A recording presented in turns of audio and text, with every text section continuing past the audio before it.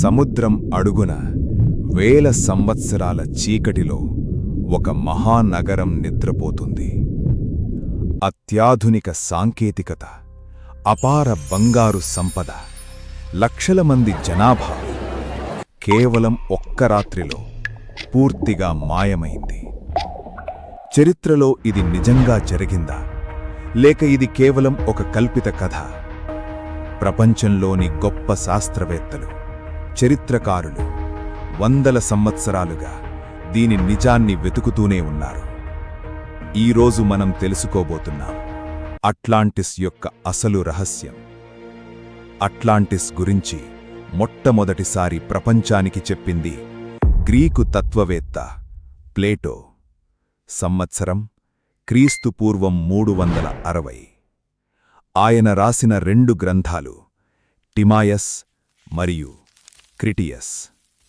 ఈ గ్రంథాల్లో అట్లాంటిస్ గురించి వివరంగా వర్ణించారు. అదొక విశాలమైన ద్వీపరాజ్యం, అద్భుతమైన నిర్మాణాలు, బంగారంతో పొదిగిన గోడలు, అత్యాధునిక నీటి వ్యవస్థలు, శక్తివంతమైన సైన్యం. అట్లాంటిస్ రాజులు సముద్రదేవుడు పొసైడాన్ వంశస్థులు అని నమ్మేవారు.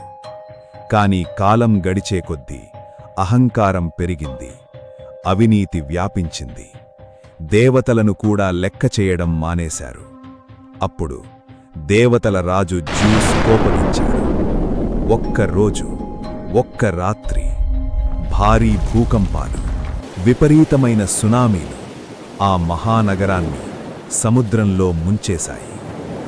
కాని ఇది నిజంగానే జరిగిందా, లేక మానవ అహంకారానికి ప్లేటో చెప్పిన ఒక హెచ్చరిక మాత్రమేనా? ఈ ప్రశ్నకు సమాధానం కోసం శాస్త్రవేత్తలు ఇంకా పరిశోధిస్తున్నారు. శాంటోరినీలో జరిగిన మహా అగ్నిపర్వత విస్ఫోటనం మినోయన్ నాగరికతను నాశనం చేసింది.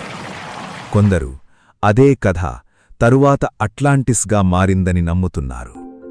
మరికొందరు అట్లాంటిక్ మహాసముద్రంలో ఇంకా దాని ఆనవాళ్లు ఉన్నాయని అంటున్నారు.